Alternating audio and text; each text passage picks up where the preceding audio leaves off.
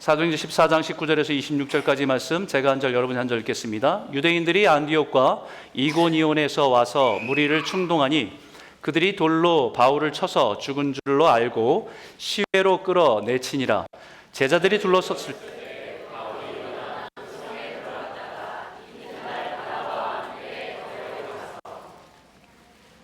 복음을 그 성에서 전하여 많은 사람을 제자로 삼고 루스드라와 이고니온과 안디옥으로 돌아가서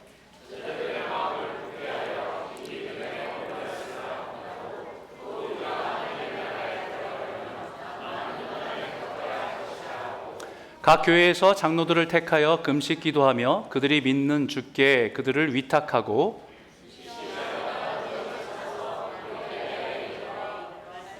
말씀을 버가에서 전하고 앗달리아로 내려가서 거기서 배 타고 안디옥에 이르니 이곳은 두 사도가 이룬 그 일을 위하여 전에 하나님의 은혜에 부탁하던 곳이라. 아멘. 오늘은 부활주일입니다. 옆에 분들하고 다시 한번 인사를 한번 나누죠. 우리 예수님 부활하셨습니다. 해피 이스터. 네.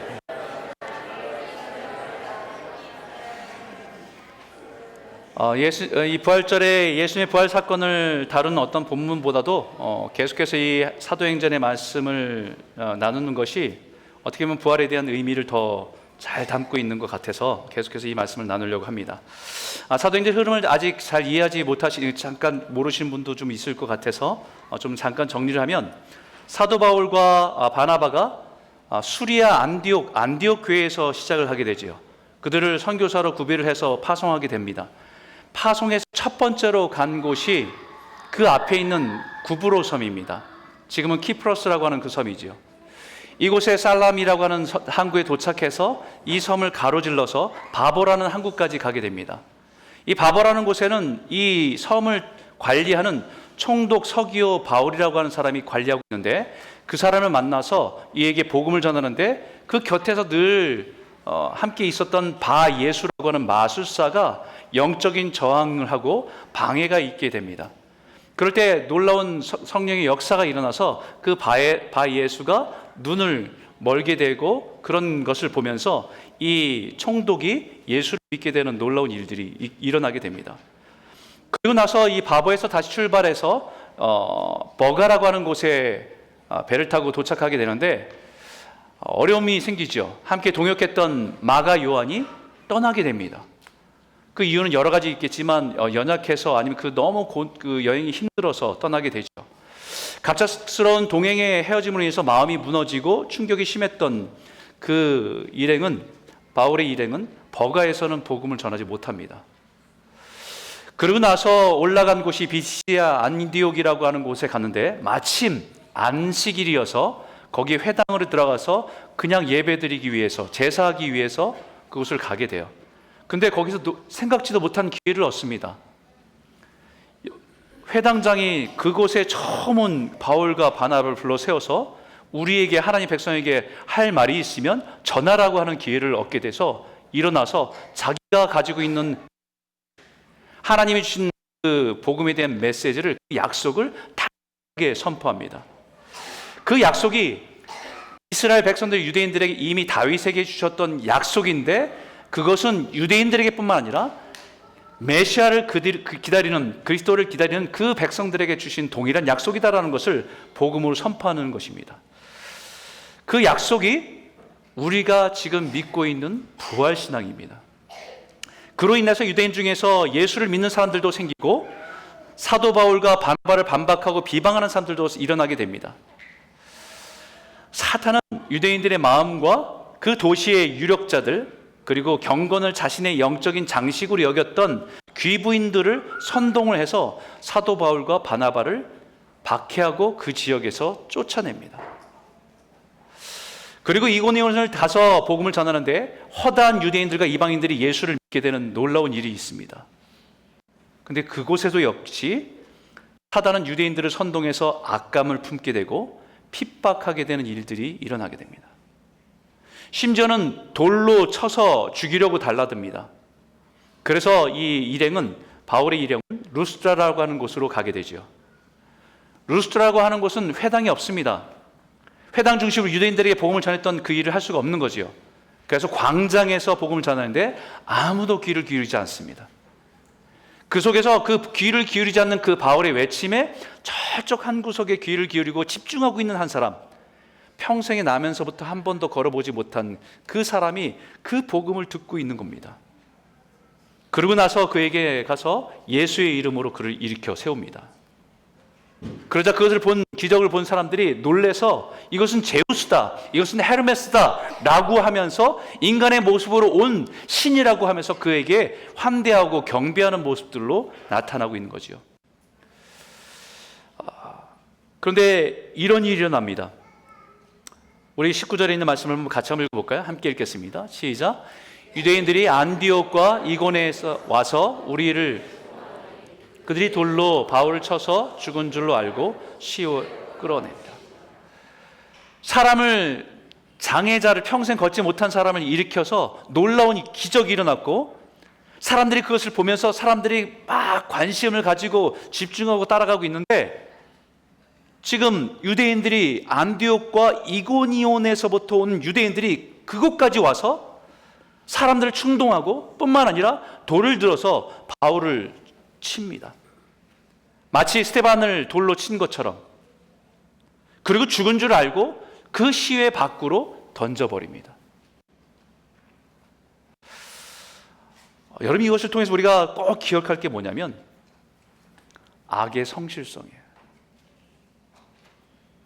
악의 성실성. 비시디아 안디옥에서부터 이곳 루스드라까지 거리가 140km입니다. 지금처럼 교통이 편리한 시대에도 부담이 되는 거리죠. 사람이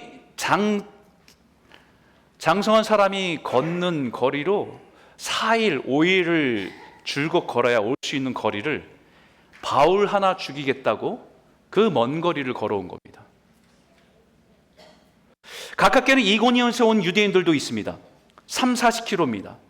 그 거리도 결코 쉬운 거리가 아닐 것입니다.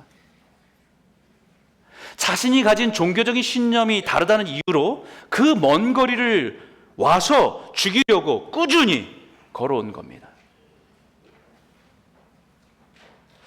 성실하다는 말과 악이라고 하는 이 말이 어울리지 않잖아요. 어색합니다. 그죠? 이 조합이. 악의 성실성. 그런데 독일 철학자 한나 아렌트라는 사람이 세계 2차 세계대전이 끝나고 나서 나치 전범을 재판하고 있는 그런 재판을 이렇게 보면서 거기에 아돌프 아이히만이라고 하는 사람의 재판 과정을 이렇게 객관적으로 살펴보며 지켜보고 있었어요. 이 아이히만이라는 사람은 유대인의 학살, 홀로코스트를 조직적으로 수행한 대표적인 인물입니다. 그 학살 현장, 사람들을 태우고 비참하게 유대인들을 학살한 그 현장에 그 일을 집행한 사람이거든요. 그 사람의 전범을, 그 사람이 재판하는 모습을 지켜보면서 이 안나 하렌트라는 이 철학자가 놀래요. 뭘 보고 놀래냐면 상상을 했거든요. 이 사람은 굉장히 살벌하고 살기가 있고 굉장히 잔인해 보이는 사람일 거라고 생각하고 왔는데 너무 평범한 거예요. 그냥 이웃집 아저씨 같아요.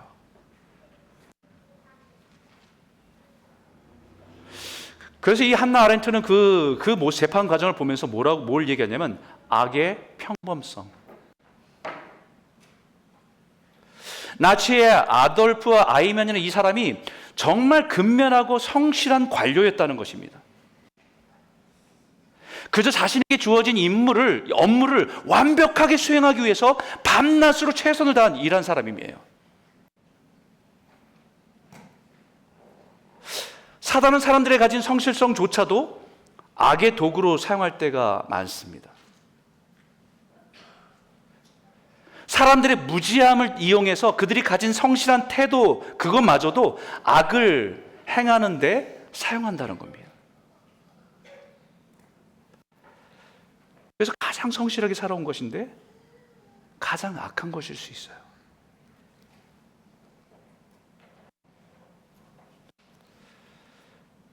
그래서 우리가 성실하게 산 것밖에 없습니다. 난 주어진 일에 최선을 다해서 가족을 먹여 살리려고 내 주어진 일에 성실하게 살았습니다 라고 이야기하는 것이 하나님 앞에서는 핑계가 될 수 없다는 거예요. 우리가 요한복음을 묵상하면서 예수님의 십자가에 못 박으라고 소리친 사람들도 마찬가지였어요. 새벽부터 빌라도 법정으로 달려나와서 소리를 지릅니다. 새벽부터. 참 부지런하죠. 잠도 없습니다. 우린 특별 새벽기도 해도 이 아침에 새벽 깨는 게 그렇게 힘든데, 예수를 십자가에 못 박으라고 소리 지르기 위해서 새벽부터 빌라도의 관정으로 뛰어나가요. 빌라도는 나는 이 사람에게서 아무 죄도 찾지 못했다고 여러 번 반복해서 말하는데도 십자가에 못 박으소서, 십자가에 못 박으소서. 만약에 그를 놓아주면 가이사의 충신도 아니고 반역하는 일이라고 정치적으로 협박까지 하는 모습으로 적극적으로 나서는 사람들의 모습입니다. C.S. 루이스도 악마는 게으르지 않는다. 심지어 종교개혁자 마틴 루터도 사탄은 하나님의 원숭이라고 표현했어요. 무슨 말이냐면 사탄은 원숭이처럼 하나님을 흉내낸다는 의미로 표현한 겁니다. 하나님이 성실하신 것처럼 사탄도 그에 못지않게 성실하려고 흉내낸다는 거예요. 악은 마치 게으름과 이렇게 매치가 되는 것 같잖아요. 근데 성실함과도 매치가 돼요. 오늘 이제 세례 받으신 분들, 아이를 키우면서 이 아이를 믿음으로 키우겠다고 결정하고 다짐한 부모님들, 정말 인생에 중요한 결정을 하셨어요. 그런데 사단은 가만두지 않을 겁니다. 계속 흔들어서 근심케 하고 두렵게 하고 우리의 신앙들을 흔들어서 우리가 신앙의 걸음들을 끝까지 가지 못하도록 계속 힘들게 하고 어렵게 할 겁니다. 그게 악의 성실성이에요. 근데 걱정하지 마세요. 사단의 성실성보다 하나님의 성실하심이 훨씬 더 크십니다. 믿으십니까? 사단의 성실성보다 하나님의 그 구원하신 하나님의 자녀를 향한 하나님의 열심이 더 크시다는 사실이에요. 오늘 이 말씀 20절과 21절 말씀 보십시오. 같이 한번 읽겠습니다. 시작. 제자들이 둘러섰을 때에 바울이 일어나 그 성에 들어갔다가 이튿날 바나바와 함께 더베로 가서 복음을 그 성에서 전하여 많은 사람을 제자로 삼고 루스드라와 이고니온과 안디옥으로 돌아갔어요. 여러분, 그 멀리서 온 유대인들이 바울을 돌로 쳐서 죽였다고 생각했습니다. 피가 철철 머리가 깨지고 온몸 피투성이 돼서 숨을 쉬지 않고 죽었다고 판단한 겁니다. 그래서 피퉁이 된 시체를 성 밖으로 버린 겁니다. 그런데 하나님께 놀라운 일을 행하시죠. 그를 일으키십니다. 그 충격 속에서 모든 제자들이 이 시체를 어떻게 수습해야 될지 안타까운 마음에 나왔던 제자들이 그 현장에서, 죽었다고 생각한 그 현장에서 바울이 일어나게 됩니다. 그 모습을 제자들이 보게 하시는 거예요. 근데 더 놀라운 건요, 거의 죽었다 살아난 사람이 몸을 추스리고 이제 도망가서 자기 고향으로, 집으로 가는 것이 아니라 여전히 살기가 가득한 사람들이 있는 도시들을 차례대로 방문하는 여정을 걸어간다는 것입니다. 사람들이 볼 때는 죽었다고 판단할 정도이면 몸이 만신창이가 됐을 거 아닙니까? 그렇죠? 머리가 터지고. 그 몸을 이끌고 자기의 건강을 챙기고 회복을 우선해야 될 사람이, 그가 걱정한 것은 자기 몸이 아니라 이제 예수 그리스도의 복음을 듣고 믿기 시작한 각 성에 사는 제자들이었습니다. 다시 더베에서 루스드라로, 루스드라에서 이고니온으로, 이고니온에서 비시디아 안디옥으로. 유대인들이 죽이려고 걸어온 그 150km가 넘는 그 거리를 예수의 복음을, 제자를 살리려고 만신창이가 된 몸을 이끌고 그들에게 걸어간 것입니다.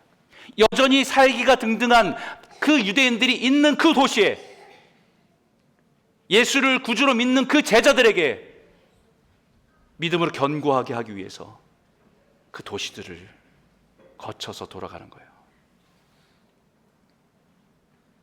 이게 바울이 믿는 부활신앙입니다.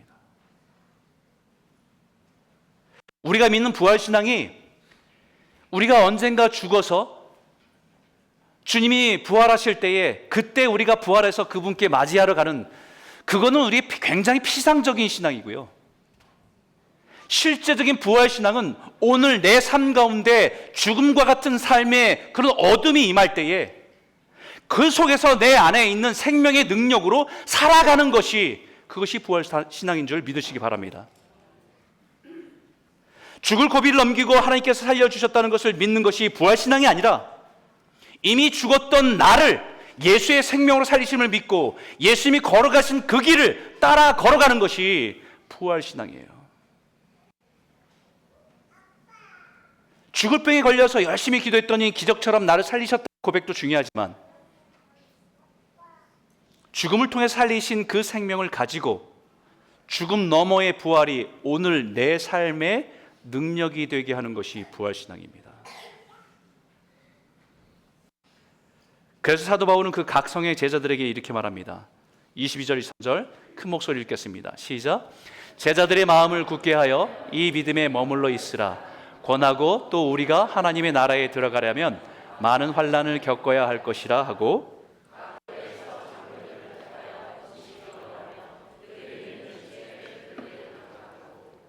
제자들의 마음을 굳게 하고,